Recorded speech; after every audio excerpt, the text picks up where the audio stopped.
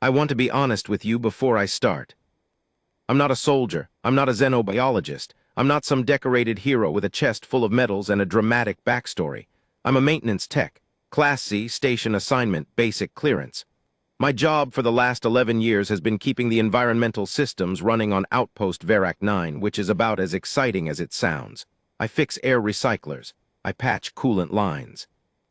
I argue with the automated supply system when it sends me the wrong diameter seals for the third time in a row. That's my life. Or it was, until the morning the Volkai ship docked at berth 14 and everything changed. I need to give you some context first, because if I just jump straight to what happened, you're not going to believe me. And I need you to believe me. I've told this story 3 times now, once to the outpost commander, once to the Galactic Compact liaison who flew in specifically to take my statement, and once to a xenobiology research team from Thessalon University who found out what happened and apparently couldn't sleep until they'd talked to me in person. Every single time, the person listening got very quiet partway through. Not scared quiet, more like the kind of quiet you get when something rearranges the furniture in your head, and you need a second to figure out where everything goes now. So, context. The Volkai are not friendly. I don't mean that in the casual way humans sometimes mean it, like, oh, they're a bit standoffish, takes a while to warm up to them. I mean they are not friendly the way a star isn't friendly. The way deep vacuum isn't friendly. It's not personal. It's just what they are, at a fundamental level that goes all the way down to their biology and their history, and approximately 4,000 years of recorded interstellar warfare. They're tall somewhere between 2 and 2.5 meters, depending on the individual. Gray-green skin that's rougher than it looks, almost like bark in texture. 4 arms, the upper set thicker and built for heavy work, the lower set more nimble, used for detailed tasks and communication. Their faces are, and I say this as a pure biological observation, not designed to make humans comfortable. Flat, wide, with eyes positioned too far to the sides for human aesthetics, and a jaw structure that involves more hinges than seems strictly necessary. They've been a compact member species for about 60 years, which sounds like a long time until you realize that most of those 60 years have involved ongoing territorial disputes, 17 formal complaints filed against them by neighboring species, and 1 incident referred to only as the Pelusin situation in official documents, which I've never been able to get full details on, but which apparently involved an entire moon being reclassified as uninhabitable. Point being, when a Volkai ship requests emergency docking at your outpost, you don't feel great about it. Our commander, a woman named Dishik Renata, who had been running Verac 9 for 9 years, and had the look of someone who had personally outlasted every piece of equipment on the station, handled it the way she handled everything, with complete outward calm and absolutely no nonsense. She got on the comm, confirmed the docking request, assigned them berth 14 because it was the farthest from the civilian residential section, and then walked through the station telling people to go about their business. Most people went about their business.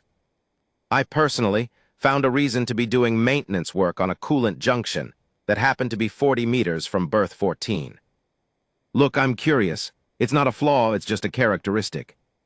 The Volkai ship came in at 600 station time. It was not a beautiful ship. Volkai engineering philosophy doesn't really trend toward beautiful. They trend toward functional and heavily armed. And this one had been through something recently because there were scorch marks along the port hull that hadn't been patched yet, just sealed with emergency foam, which from a structural standpoint is fine, but from an aesthetic standpoint looks like someone put a bandage on a war wound and called it a day. 8 Volkai disembarked. I watched them through the junction access panel I'd conveniently left cracked open. They moved the way Volkai always move, deliberate, measured, no wasted motion, like everything they do has been calculated ahead of time and they've already decided the outcome. They wore their standard field gear, dark composite plates over gray base layers, and all of them were carrying weapons that had not been peace-bonded, which was technically a violation of compact docking protocols. Commander Renata met them at the berth entrance with 2 station security officers. I couldn't hear the conversation at that distance, but I could watch the body language, and even across 40 meters I could see the moment when Renata's posture changed slightly, not retreating, just recalibrating. Whatever they'd told her was not nothing. And then they went back to the ship, and they came back out with the cage. I didn't know what a Kethara was at that point. I know, you might be sitting there thinking, how do you work on an interstellar outpost for 11 years and not know what a Kethara is? And the honest answer is that they're not common. They're not even uncommon in the normal sense of that word. They're rare in the way certain disasters are rare. The kind of thing you hear about in aggregate statistics and historical incidents, never in personal experience, because the personal experience of encountering one usually ends in a way that precludes you from talking about it afterward. What I saw when they wheeled that cage out was a containment unit I'd never seen before. It was big, nearly 2 meters tall, maybe 3 meters long, made of some kind of matte black composite material I didn't recognize, with a series of electromagnetic seals along the frame that were clearly military grade, not commercial. There were warning markings on every surface in 4 different compact languages, and the universal hazard symbols for biological threat, psychological hazard, and one I had to look up later that apparently means do not approach under any circumstances ever. The cage was on a magnetic float platform, so it moved smoothly, but you could tell from the way the Volkai soldiers were positioned around it, 4 of them, one at each corner, hands not quite on their weapons but close. That smooth movement was important. That vibration, or a jolt, or any kind of sudden stimulus would be a problem. The cage had vents on the sides, because whatever was inside needed air. And when the cage passed under the berth's main lighting array, I heard something. Not loud, not dramatic, just a sound low and resonant that seemed to bypass my ears entirely and go directly to the part of my brain that handles fundamental threat assessment, the old part, the part that doesn't use language, the part that just says big and dangerous and do not be anywhere near this thing. It was breathing. I found out what a Kethara was approximately 12 minutes later, when I pulled up the compact biological database on my personal unit and searched for Volkai apex predators. I read the entry 3 times. Then I sat down on the floor of the maintenance corridor and thought about the fact that I had been 40 meters away from one. Kethara, native to the 3rd and 4th moons of Vor Prime, apex predator class. Height at shoulder when fully matured, approximately 1.8 meters. Length, 4.5 to 5.2 meters including tail. Weight, 800 to 1,100 kilograms depending on subspecies. Dietary classification, obligate carnivore. Social structure, solitary. They have 8 limbs, 6 that function primarily for locomotion and 2 that are semi-prehensile, positioned at the mid-thorax that they use for grappling. Their sensory array is exceptional. Thermal vision, sonar ranging, olfactory sensitivity, approximately 400 times that of baseline human, and a secondary sensory organ located along the dorsal ridge that detects electromagnetic fields, which in practice means they can sense the nervous system activity of anything living within a 30-meter radius. They can feel you thinking, or something close enough to that the distinction doesn't comfort you. The database entry included a behavioral section, and this is where it got interesting in the way that you don't actually want things to be interesting. Kethara are not aggressive in the random, unpredictable way of some predators. They're strategic. They assess. They identify the most significant threat in an environment and they focus on it. Encounters with Volkai exploration teams, before the species was formally cataloged and handling protocols were established, had a fatality rate of over 80%, not because the Kethara were frenzied or indiscriminate, but because they were precise. They went for the most dangerous individual first, and they were very rarely wrong about which one that was. The entry noted at the bottom that Kethara had been used in limited military applications by the Volkai, specifically as deterrent assets in contested territories. A Kethara in a fortified position was, according to the entry, quote, substantially more effective than equivalent automated weapon systems. The entry also noted that there were fewer than 200 living Kethara in documented locations across the compact, that their breeding in captivity had never been successfully achieved, and that all known specimens in controlled settings had required specialized containment, not because they were always trying to escape, but because the psychological effect of a living Kethara on the general population of any species, including the Volkai themselves, was classified as a low-level cognitive hazard requiring managed exposure. I put my personal unit down. I thought about the fact that this thing was now in Cage 7, which was in the secure holding section of Outpost Verak 9, which was the station where I lived and worked, and had kept my collection of small, carved wooden figures I'd started as a hobby 3 years ago. Then I thought about the fact that I needed to finish the coolant junction repair, because if I didn't, Section C would start running warm by end of day, and I'd been late on it twice already. I finished the repair. The Volkai delegation met with Commander Renata for 4 hours. I know this because the meetings are logged, and I know the duration because Renata told me directly later, which is something I'll get to. What came out of those 4 hours was this. The Volkai ship, a military transport named, in rough translation, the Seventh Consequence, had been on a relay mission carrying a Cathara-designated Tovkal from a Volkai military facility to a research station in the Thermax system. The Cathara had been in Volkai military service for 6 years. Its handler, a Volkai soldier named Gethron, had been its primary keeper for 4 of those years.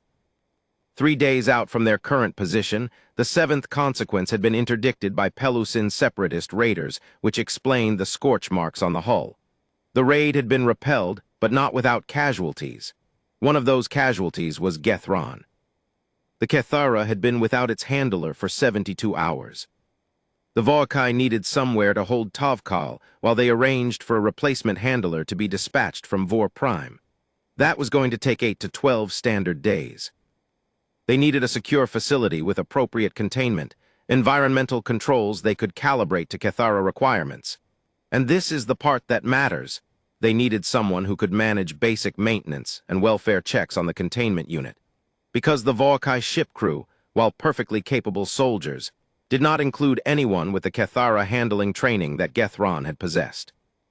They docked at Verak 9 because we were the nearest compact outpost with a secure holding section rated for Apex biological assets. Commander Renata agreed, because that's what compact outpost commanders do. She also apparently made clear that the Volkai were responsible for any damage to station infrastructure, which, given what I'd read about Cathara, was a reasonable stipulation. The thing that I didn't find out until later, that Renata didn't tell me until later specifically, was the last condition the Volkai put on the arrangement. They needed a station staff member to run the daily welfare checks on the containment unit. Not a full handler, not someone with Cathara training, just someone who could confirm the environmental readings, check the feed systems, report on the animal's general state. Basic husbandry tasks that didn't require direct contact. They needed that person to have a specific profile. The reasoning the lead Volkai soldier had explained was behavioral. A Cathara that had lost its handler was in a psychologically volatile state. New stimulus needed to be introduced carefully. Familiar stimulus, Volkai military presence, would likely be destabilizing, given the associations with the violence of the raid. What they needed was something neutral, something the Cathara had no established response pattern for. Something it had never encountered before. The lead Volkai soldier had looked at the station crew manifest, and then looked at Commander Renata and said, in the careful way the Volkai speak when they're being diplomatically precise, a human, if you have one available. Cathara have no recorded response profile for humans. It would be a clean slate. Renata had said that yes, she had humans available. And then, apparently, she had thought about which one to assign, and she had made a decision that she later described to me as obviously the right call. Vasquez, you're the most unflappable person on this station. I would like it noted that I was not consulted. She told me the next morning. I was in the commissary with my coffee, real coffee, not the synthesized stuff. I'd had a block shipped in from Kepler Station because after 11 years on an outpost I had earned small luxuries, and she sat down across from me, which she almost never does. Renata is not an informal person. She doesn't sit down across from maintenance techs in the commissary unless she needs something. She told me everything. The Volkai situation, Tovkal, Gethron, the raid, the handler vacancy, the requirement for a neutral observer. I listened. When she finished, I took a long drink of my coffee. You want me to check on the galaxy's deadliest predator, I said. Every day, for potentially 12 days. Welfare checks on the containment unit, she said. You read the environmental monitors, confirm the feed system status, observe the animal's general condition through the transparent access panel, report back. You don't enter the containment space. You don't interact with the animal directly. You just observe and report. The database says they can detect nervous system activity, I said. Within 30 meters. The containment unit has electromagnetic shielding that interferes with that capability within its range, she said. The Vorkai have given us the full technical specifications. I looked at my coffee. Vasquez, Renata said, and her voice had that quality it gets sometimes, the one that's not quite asking and not quite ordering, sitting somewhere in between in a way that she's very precisely calculated. I'm not going to pretend this is a routine assignment. It's not.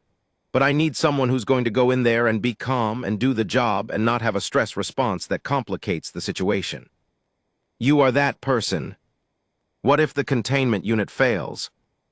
Then we have a much larger problem, and whether it's you or someone else in that room makes very little difference.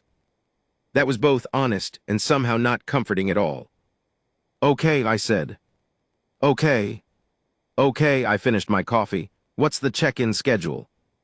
The secure holding section of Verac 9 is in the station's inner ring, the oldest part of the structure, built from the original construction when the outpost was first established about 30 years ago.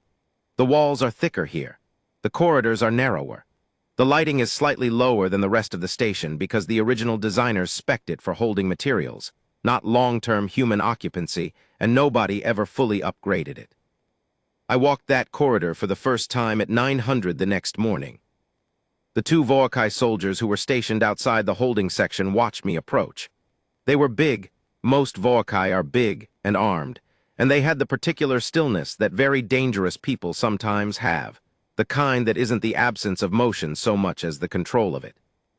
They looked at my maintenance clearance badge and the authorization file Renata had sent ahead. One of them said something in Vorkai. The translation unit on my collar converted it. You are the human observer. Yes, I said. A pause, the Vorkai looked at each other, then back at me. You are not afraid, one of them said. It wasn't a question exactly, more like an observation. I'm a maintenance tech, I said. Fear isn't useful when you're fixing things. Another pause, they stepped aside. The holding section had 7 cages. The first 6 held nothing. Verac 9 isn't a high-volume facility, and we'd had an unusual quiet stretch recently. The 7th was at the far end. I heard it before I saw it. That same sound from the berth, low, resonant in the bones rather than the ears. Rhythmic but not quite regular, like breathing that had a weight to it, like something vast existing. The corridor opened into a wider chamber at the far end, and cage 7 was there. Up close, the containment unit was even more engineered than it had looked from 40 meters. The frame was a dark composite that I now recognized as a Vorkai military-grade material called Gethala, which has a tensile strength that makes most standard station materials look embarrassing. The electromagnetic seals pulsed faintly at a frequency you feel in your back teeth. The environmental controls along the top were running full. I could see the readings from the panel on the outer wall, temperature held at 28 Celsius, humidity at 62%, atmospheric composition adjusted slightly from standard compact mix. The front face of the containment unit was a transparent panel, not glass, something tougher, rated for impact resistance I hoped I would never need to test. About 2 meters wide and 1.5 meters tall, starting at knee height and ending at about chest height from my perspective. I stood in front of it, and I looked in. I am going to try to describe what I saw in a way that does it actual justice, and I want to be clear that I'm not certain I can do it, because some things sit outside the range of language. The Kethera, Tovkoil, was lying along the back half of the containment space. The space itself was larger than the outer frame suggested, which meant the unit had some kind of interior dimensionality I didn't fully understand, probably an environmental extension system of Vorkai manufacture. It was approximately what the database had described physically, but the numbers had not prepared me for what numbers never prepare you for, which is the actual presence of something. The size wasn't just size, it was a quality. It took up space in a way that felt intentional, like gravity. 6 limbs folded in a resting configuration, but even resting they looked like mechanisms built for something specific and serious. The semi-prehensile mid-limbs were tucked against the thorax. The dorsal ridge ran the full length of the spine, slightly raised, textured with sensory nodes that I now knew were detecting everything in the vicinity, including, probably, me. The coloration was remarkable, not the dull gray-black I'd half expected from a Predator database entry. The Cathara's coat was a deep, complex pattern of dark blue-black and something close to charcoal silver, and in the light of the holding chamber it had an almost iridescent quality, like oil on dark water. The pattern shifted slightly as it breathed. The head was large, forward-facing. Unlike the Voakai themselves, the Cathara was binocular, built to track prey, and the eyes, when they were open, would be in the front of the skull. Right now, they were closed. But as I stood there, they opened. Not fast. Not dramatically. The way a cat opens its eyes when it decides you've become interesting enough to acknowledge. The eyes were amber, and they were luminous in a way that wasn't reflected light. The Cathara had a structure behind the retina that generated its own low-level bioluminescence in certain wavelengths.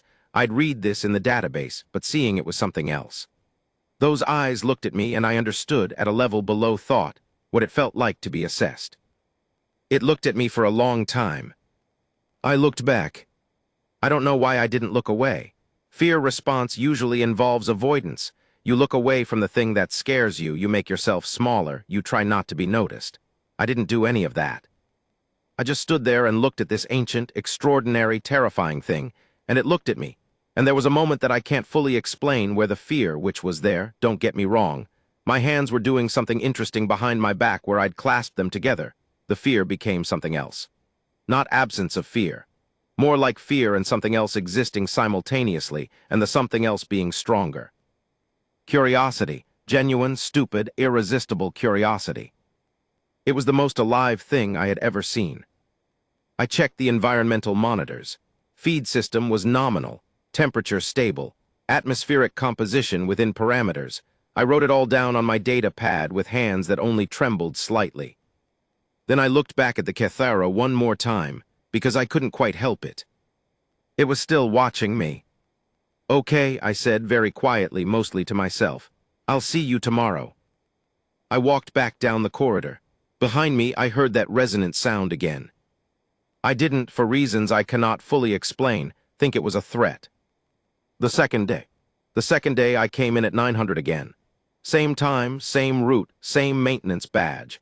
I figured if the Cathara was going to have any sense of routine, and I knew from the database that they were intelligent enough to recognize patterns, I should be consistent. The Voakai guards watched me the same way they had the first day, assessing. Not hostile, just measuring something. When I reached Cage 7, Tovkal was awake and positioned differently, no longer lying along the back, but sitting upright in the middle of the containment space, facing the transparent panel, facing where I'd stood the day before. Waiting, maybe, or at least aware that something was going to happen at this time in this place. I stood at the panel. "Morning," I said. The Cathara regarded me, a slow, deliberate blink. I checked the monitors, read the numbers, wrote them down. Fed system nominal, environmental system stable. I noted in the behavioral column that the subject appeared alert and in an upright resting posture, which felt like a significant upgrade from the database entry's warning about psychological volatility. The thing was, and I noted this too, that the Cathara didn't seem volatile. Not to me anyway, it seemed, and I'm going to use a word here that I want to be careful about because I'm aware of the projection risks, it seemed patient. The way it watched was not frenzied or desperate. It was deliberate, like it was working something out. The Voakai database entry mentioned that Cathara were strategic assessors. I thought about what I represented to this creature, a stimulus it had no established pattern for, showing up on a predictable schedule, doing nothing threatening, just standing and watching and leaving. From an assessment standpoint, that had to be interesting. A variable that didn't behave the way variables were supposed to behave. I stayed for 11 minutes, enough for a thorough check without lingering in a way that would stress the system. When I turned to leave, I heard the sound again, that low resonance. And for the first time, I noticed it differently. It wasn't a warning sound. I'd been hearing it as a warning because that was the context, dangerous creature, containment, military-grade cage. But listening to it now, in the quiet of the holding chamber, I thought about what it actually sounded like. It sounded like a cat. Not the pitch was all wrong, deep and vast, but the quality, the continuity of it, the way it sat in the air. It sounded like a purr, I didn't write that in the report. I thought Commander Renata had enough on her plate. The third day. On the third day, I brought a book. Not because I planned to read it, but because I thought, and look, I'll be the first to admit this was not standard protocol, that if I was going to stand in front of this thing for 10 to 15 minutes every day, I should not be standing there with my hands clasped behind my back radiating apprehensive maintenance technician. I should be doing something that communicated that I was comfortable in this space. Humans read, it's a thing we do. It's calm. It's non-threatening. It's exactly the kind of behavior that might be interesting to an apex predator with 400 times human olfactory sensitivity and electromagnetic nervous system detection. Here is a creature that has entered my proximity and is now focusing on a flat rectangular object. Why would it do that? What does the flat rectangular object do? Is the flat rectangular object somehow relevant to the flat rectangular object's survival? These are questions I am now curious about. I don't know if that's how Tovkal actually thought about it. But when I came in that morning with the book under my arm, sat down on the equipment locker that was positioned about 3 meters from the transparent panel, which I had decided was close enough to be significant and far enough to not be stupid, and opened the book, the Kethara moved. Not fast, not toward me. It shifted its position, turning its body so that the forward-facing eyes had a direct line to the panel. It raised its head slightly, the dorsal ridge sensors orienting in my direction. It was paying attention. I read, or pretended to read. Honestly, I don't remember a word of what was on the page. I was too aware of the amber eyes tracking me through the transparent panel. But the posture of it, the looking at a page, the being settled, that I did genuinely. After about 8 minutes, Tovkal did something I hadn't seen before. It came forward. Not all the way to the panel, it stopped about a meter back, which for a creature of that size was still enormously close, and it lowered its head. Not in a submissive way, in the way a curious animal lowers its head when it's trying to get a better angle on something. The large amber eyes fixed on me with an intensity that should have been terrifying and was instead somehow the most attentive thing I'd ever experienced. I looked up from my book. We looked at each other. It's a novel, I said. About a lighthouse keeper. It's not very exciting, honestly. He mostly thinks about his dead wife and tries to fix the foghorn. The Kethara did not respond to this information in any way that suggested it had understood the content, but it didn't move back either. I finished my check. All systems nominal. Behavioral note. Subject displayed increased engagement and decreased withdrawal from the observation panel. I kept my voice neutral when I said that to the recording function on my data pad. The fourth day and the incident with the food delivery. The Vokai had their own protocol for feeding Tovkal, which involved a delivery system built into the side of the containment unit, a pneumatic panel that opened into a secondary chamber, allowing food to be introduced without any direct access to the main containment space. 2 Vokai soldiers handled this every day at 1400 hours. On the 4th day, the pneumatic system jammed. I found this out because I happened to be in the maintenance section at 1415 doing actual maintenance work. A glycol leak in the pressure line for Section D, genuinely not my finest hour in terms of catching problems before they became problems, when one of the Vokai soldiers found me. His name, in the translation my unit offered, came out as something like Teshjevolt, though I'd been told by someone who actually spoke Vokai that the phonetics were more complicated than that. He found me and said, without preamble, "The feed mechanism for Tovkal has failed. Can you repair it?" I looked at the glycol leak I was in the middle of dealing with. I looked at Teshjevolt. "Show me," I said. The pneumatic panel for the feed system was a Vokai design mechanism, which meant I didn't have direct familiarity with it, but it was pneumatic, and pneumatics are pneumatics.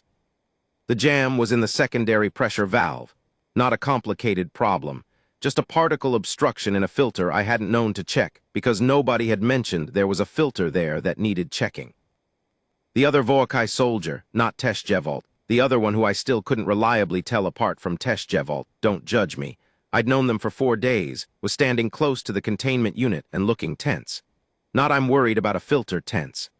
I'm aware that the creature on the other side of this panel has been without food for longer than it should have been, and I'm standing very close to the panel tense.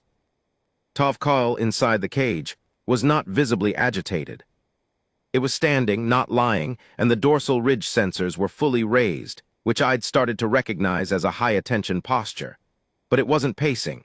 It wasn't making sounds I hadn't heard before. It was watching me work. I fixed the valve, cleared the filter, reset the pressure sequence. "Try it now," I told Teshjevolt. He activated the feed cycle. The mechanism ran correctly. The food entered the secondary chamber.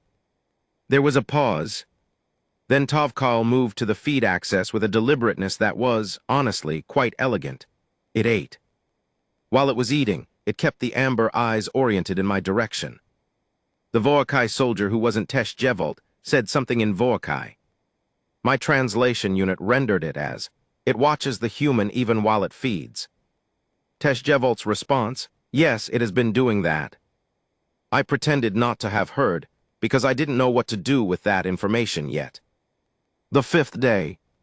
On the 5th day, the Voakai guards did something different when I arrived. Instead of stepping aside as I approached Teshjevolt, I was getting better at the distinction now. There was a slight scar along his left upper jaw, held up one hand. "The lead handler wants to speak with you before you enter today," he said. The lead of the Voakai delegation was named Vethkara. She was older than the others. I could tell by the texture variation in her skin, and the way the others positioned themselves in relation to her, slightly deferential in ways I suspected they didn't notice themselves doing. She ran things efficiently, and she didn't make unnecessary conversation, which I respected. She was waiting in the small briefing room adjacent to the holding section entrance. When I came in, she was looking at a data display, and she turned to face me with the directness Voakai generally have. "You have been conducting the welfare checks as assigned," she said. "Yes. Your behavioral reports are more detailed than I expected," she said. Not quite an accusation, more like a fact she was noting. "I'm a maintenance tech," I said. "I notice things." A pause. Then Tovkal has begun to eat at regular intervals again. Before your first check-in, it had not eaten since before the raid, for 5 days. I didn't know what to say to that, so I said nothing. "We are not certain why," Vethkara said. "The working theory is that your presence represents a neutral stimulus in what has been, for Tovkal, a highly disrupted environment. The consistency of your arrival is providing a structural reference point. In the absence of its handler, any consistent, non-threatening presence may serve a partial regulatory function." "I'm a calming influence on the galaxy's deadliest predator," I said. Vethkara considered this. "That is a compressed but not inaccurate summary. Commander Renata is going to love this briefing." "There is one further thing," Vethkara said. "We would like to adjust the welfare check protocol if you are willing. Rather than observing from the external panel only, we would like you to make contact through the internal access port." I waited. Not full access. The port is approximately 30 centimeters in diameter. It allows for introduction of objects and, in specialized handling scenarios, for limited contact at the handler's discretion. The port has its own seal system and can be closed immediately if needed. "You want me to put my hand through a 30-centimeter hole in the side of the containment unit," I said, "for the galaxy's deadliest predator to investigate. Your hand, or perhaps initially just the presence of your scent at the port level. The idea is gradual introduction of a more direct stimulus.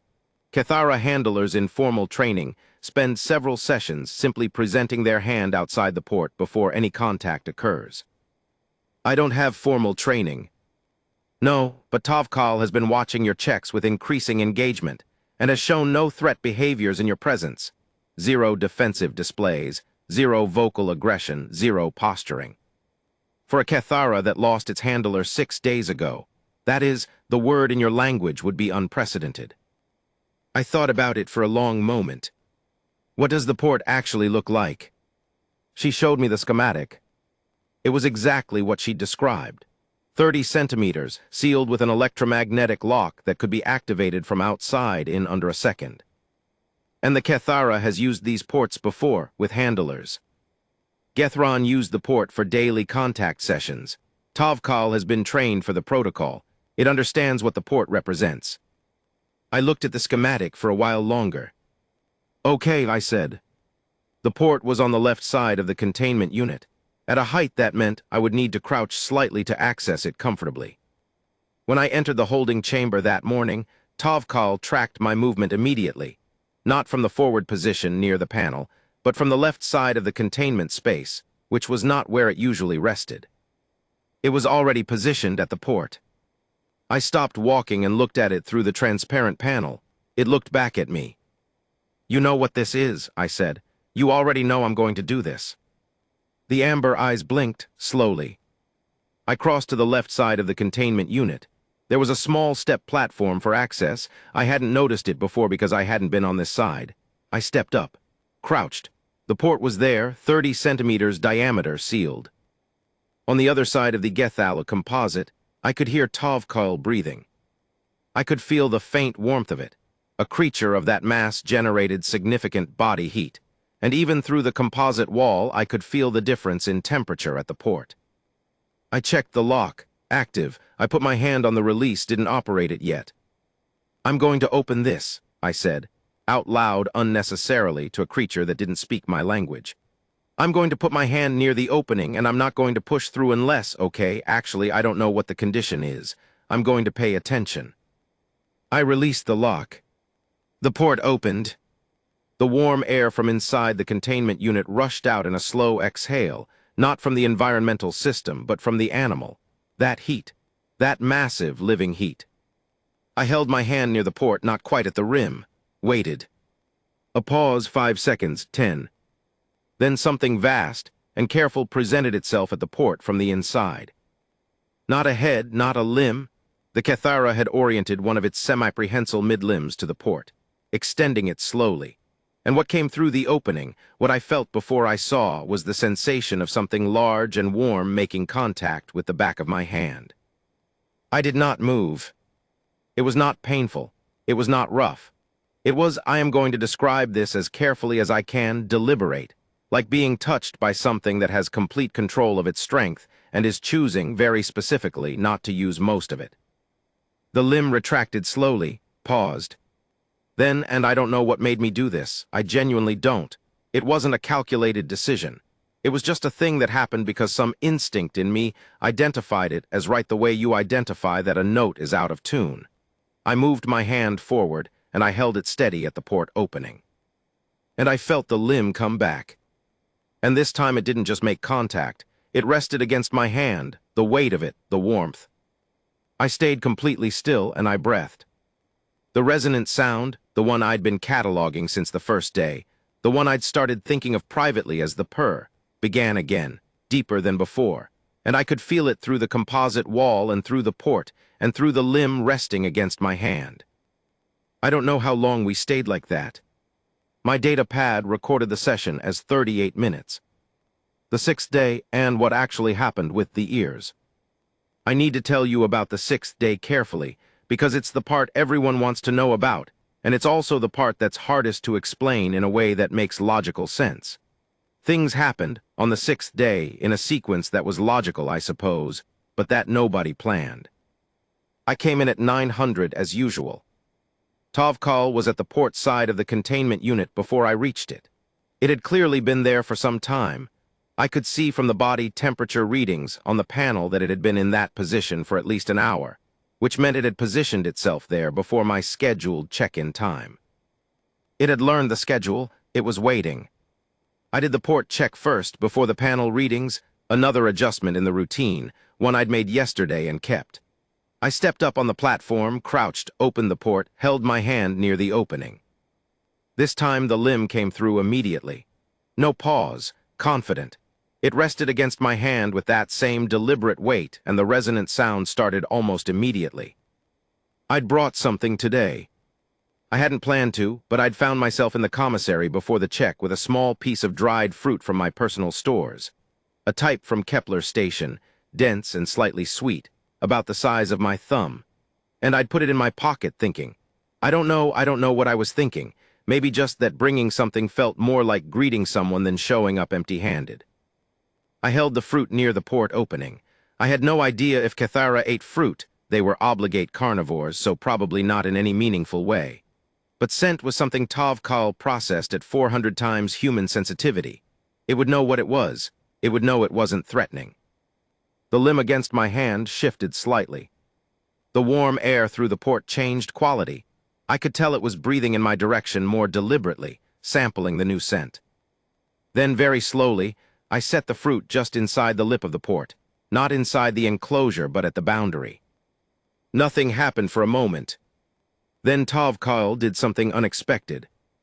One of the forward-facing sensory structures of its head, not the primary limb, a secondary feature I hadn't quite cataloged yet, a broad, flat section along the forward skull that I'd noticed had dense sensory cilia pressed against the inside of the port.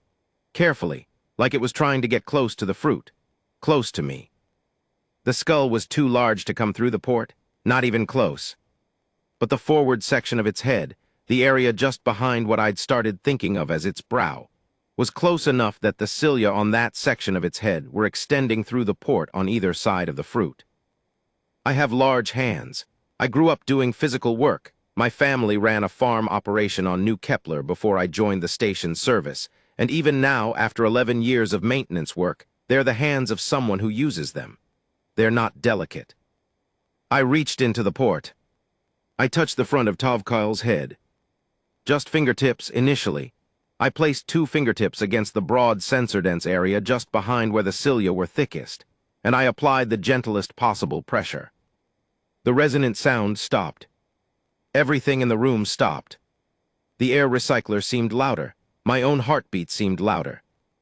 Then I moved my fingertips slightly, a slow circular motion, the way you'd scratch behind a dog's ears, not the place obviously, but the gesture, the intent behind it. Slow, steady, gentle pressure, repetitive motion.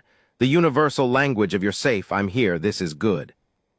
Tovkal, the galaxy's deadliest predator, the military weapon, the creature that had killed 43 soldiers and held a moon's worth of territory, that the Voakai themselves handled with protocols and electromagnetic seals and four-corner guard formations, made a sound. Not the resonant per sound, something different, higher, like a long, slow exhale that had music in it, and leaned into my hand. The entire mass of that great head, carefully, incrementally, with complete awareness of its own size and strength, shifted its weight toward my touch. I kept going, slow circles, same pressure. I wasn't thinking about anything. I wasn't running calculations about danger or protocols or what Vethkara would say or what this meant xenobiologically. I was just there in that moment with this extraordinary creature, and my hand was moving in a way that seemed to be right. The sound it was making grew slowly, richer, deeper than the purr but related to it like a variation on the same theme. It filled the holding chamber. It vibrated in my sternum. After I don't know how long, I became aware that I was not alone in the holding chamber. I looked up. Both Voakai guards were standing at the entrance to the chamber, not approaching, just standing there, watching. The expression on a Voakai face is hard to read for humans. The structure is different. The way emotion maps to feature changes is different. But I had been around Tesh Jevolt and the others for 6 days now, and I had gotten better at it. They were stunned. I finished the check. All readings nominal. I withdrew my hand slowly from the port, not abruptly. I'd already figured out that abrupt was wrong, that everything with Tovkal needed to be slow and deliberate, and giving enough notice that it could process the change. The Cathara stayed at the port position for a moment after I withdrew, the head pressing gently against the inside of the panel. Then it slowly settled back. I sealed the port, stepped off the platform. Tesh Jevolt met me at the chamber entrance. He said nothing for a moment, which was unusual for Tesh Jevolt, who tended toward direct functional communication. Then, Gethron trained for 3 months before Tovkal permitted contact at the port. I thought about this. How long had they worked together before Gethron could do what I just did? A longer pause. 7 months, Tesh Jevolt said. I looked back at Cage 7. Tovkal had moved to the forward position near the transparent panel again, the amber eyes watching me across the room. I don't know what that means, I said honestly. Neither do I, Tesh Jevolt said, and it was the first time I'd heard something in his voice that sounded like something other than professional assessment. It sounded a lot like wonder. The report. I wrote the report that afternoon. Full behavioral log, environmental readings, all the standard data, and then the incident description. I described the contact session, the port access, the duration, the limb contact from previous sessions, and then the 6th-day head contact and the behavioral response. I used language as clinical as I could manage. Subject displayed atypical proximity behavior. Subject demonstrated low-threat vocalization consistent with comfort state acoustic patterns. Subject applied incremental weight transfer towards stimulus source, suggesting positive tactile feedback response. Renata read it in about 4 minutes. She called me into her office. She said, "You scratched its ears." Technically, the sensory-dense cranial region anterior to the primary olfactory structures, I said. Vasquez. Yes, I scratched its ears.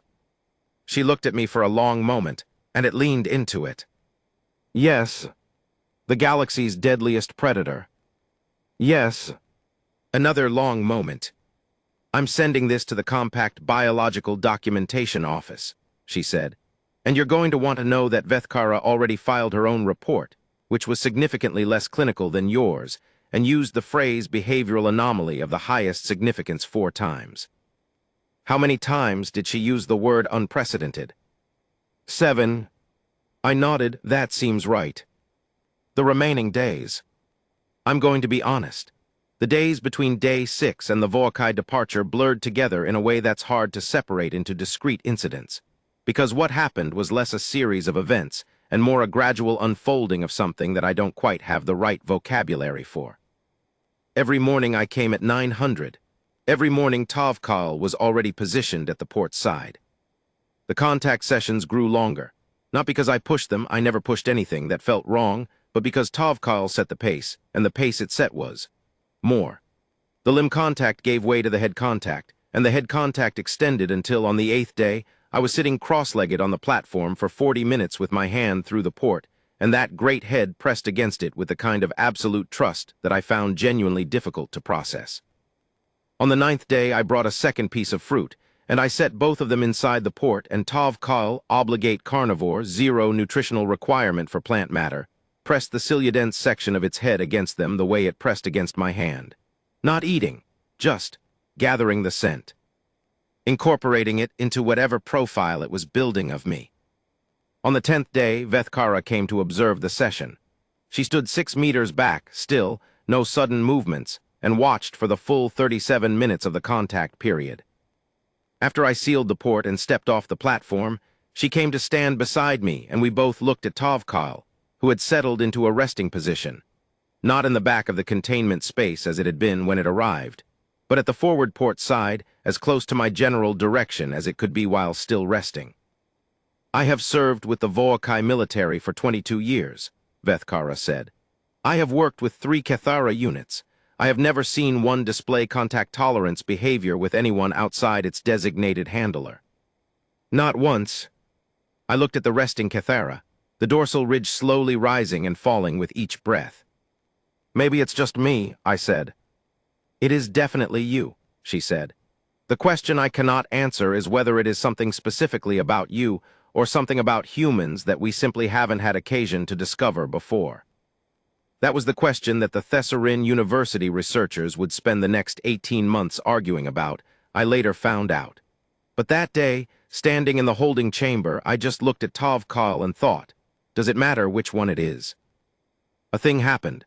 A terrifying, extraordinary thing was, against all expectation and all documentation, at peace. A creature that had been through violence and loss and disruption was sleeping in the closest position to where I stood, making that low, resonant sound, which I had by now completely stopped thinking of as anything other than what it was. A purr. The departure. The replacement handler arrived on day 12.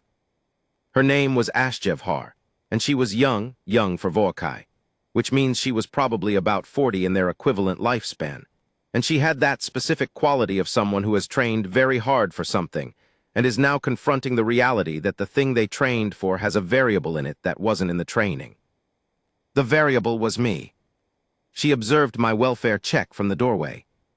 I was aware of her. You can feel when someone is watching you in a focused way, and Ashjevhar was focused the way a student is focused when they're studying something carefully, but I didn't acknowledge it during the session. I didn't want to break the rhythm. The session went as they'd been going. Port, contact, the long-settled period of Tavkal pressed against my hand, the sound filling the chamber. Afterward, I stepped off the platform and closed the port, and HFY came forward. She looked at me directly, which among the Voakai is a significant communication, not casual. "They told me what has been happening," she said. "In their reports, I do not think they were exaggerating now that I have seen it." "I just showed up every day," I said. "That is the whole of handler training in essence," she said. "Showing up, being consistent, being safe, everything else follows from that." I thought about that. "I would like to observe your next session as well," she said, "before I begin my own introduction protocol, if you are willing." "Of course," I said. We did 2 more joint sessions, me at the port, HFY observing, learning Tavkal's cues through watching someone else that the Kethara had already accepted. It was, I realized later, exactly the right approach. Not rushing, letting the existing trust be a bridge.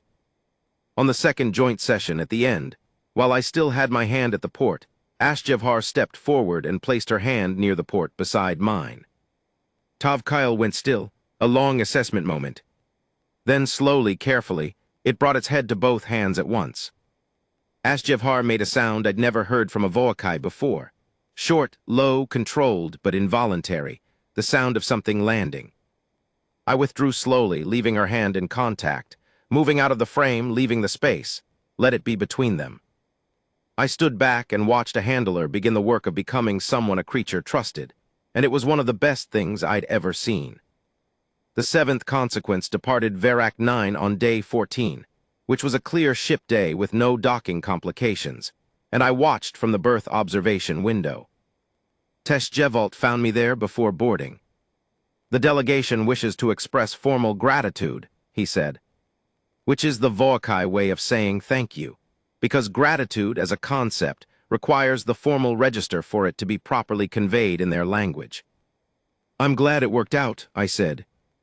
He was quiet for a moment in that particular Voakai way, where the silence means they're deciding whether to say something and how.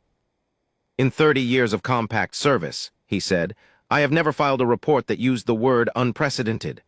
I used it 4 times in this one." "Yeah," I said, "Renata mentioned." "There will be researchers," he said, "from Thesarin, from the Voakai Biological Institute. They will want to study what happened here, to understand why a human, specifically a human, produced this result." "I didn't do anything special," I said. "You showed up," he said.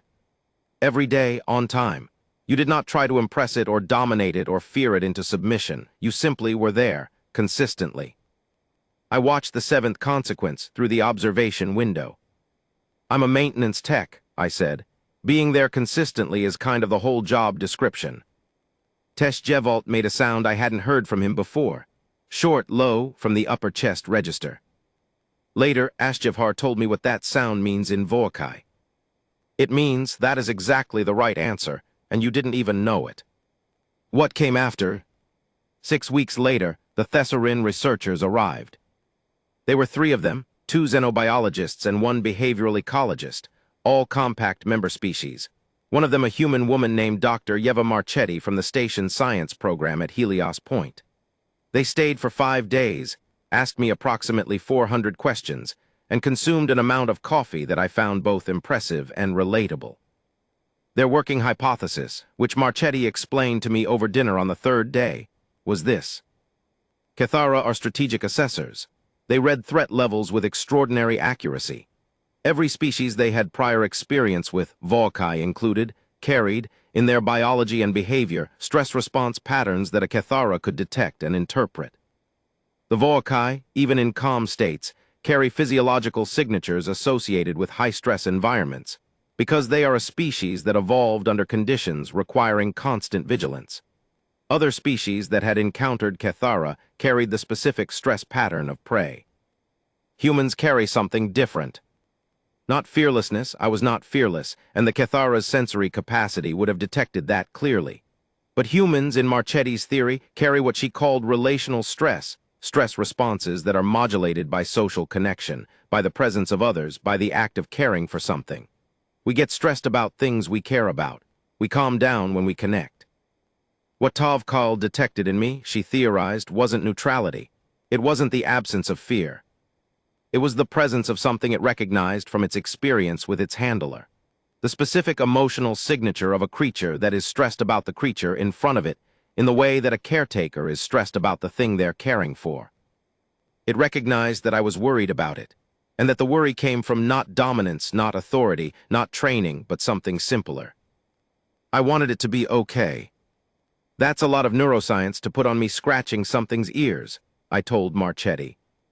She laughed. The simple version is that you treated it like it mattered, she said, and it knew. I got a message 8 months later. From the Voakai Biological Institute, relayed through official compact channels, addressed to Station Maintenance Specialist Vasquez, Outpost Verak 9. It was from HFY. It said in translation, Tovkal is well.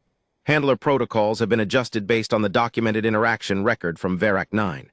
Introduction period for new handlers has been revised to include elements of what you did, specifically, scheduled consistency, non-dominant presence, and unstructured proximity time before any formal contact protocol begins. The Institute calls this the Verak method. I thought you should know it is named for the outpost, not for you specifically, but that everyone who works with it knows where it came from. Also, I found another piece of the fruit you left in the containment unit, behind the secondary thermal panel where apparently Tovkal had cached it. I don't know when or why, but I thought you should know. I read that message 3 times. Then I sat down at my commissary table with my coffee, real coffee, from the new block I'd had shipped in from Kepler Station, and I thought about a creature that had cached a piece of fruit behind a thermal panel, hidden it away, kept it. The way you keep something that reminds you of someone. Ending. I'm still a maintenance tech at Outpost Verak 9. I still fix air recyclers and patch coolant lines and argue with the automated supply system. My small carved wooden figures are still on the shelf above my bunk, and I'm 3 figures further into the collection than I was before all of this happened. I've gotten better at the fish. The holding section is empty again, has been since day 14. I walk past it sometimes. I don't know why. There's nothing in there, and there's no maintenance reason to go that direction. But I walk past the entrance to the corridor, and I look down toward where cage 7 is, and I think about amber eyes in the low light of that chamber. I think about the sound. I think about what it is to be a creature that everyone fears, that has been a weapon, that has been a display of power, that has been behind electromagnetic seals and composite walls and 4-corner guard formations, and to have someone just show up, every day, on time, not to control you, not to study you, not to prove anything. Just to be there, and to reach through a 30-centimeter port, and put a warm hand against the front of your head, and move it in slow, gentle circles, and not be afraid. Or not only afraid, not afraid in the way that pushes you away. Afraid in the way that keeps you there. I don't know much about xenobiology. I don't know much about Cathara behavioral ecology or the Verak method, or what the Thessarin researchers concluded in their final paper, which I've been told is published, but which I haven't been able to get through because it's very long and uses words I keep having to look up. But I know this. Every living thing, no matter what it's made of, no matter how many arms it has, or what its sensory array detects, or what the database entry says about its threat classification, every living thing has, somewhere in it, the capacity to recognize kindness. Not because kindness is soft, not because it's naive. Because it's the only thing, across every species and every star system and every evolutionary history I know of, that doesn't need to be translated. Tovkal understood it in 6 days. Maybe that's faster than some humans manage.